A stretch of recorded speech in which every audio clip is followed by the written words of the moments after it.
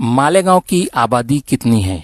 दोस्तों, United Nations यानी अक़वाम मुत्तहिदा की आबादी पर नज़र रखने वाली एक वेबसाइट के मुताबिक भारत के आबादी के लिहाज से बड़े शहरों में मालेगांव 80वें नंबर पर है। 1951 में मालेगांव की आबादी 56,000 थी। 1961 में 1,23,000 हो गई। 1971 में मालेगांव की आबादी 1,93,000 और 1981 में 2,49,000 हो गई।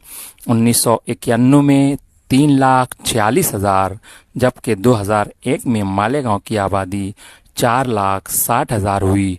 2011 में मालेगांव की आबादी 5,81,000 थी। 2021 में 7,31,000 और आज 2024 में मालेगांव की आबादी 7,82,000 है।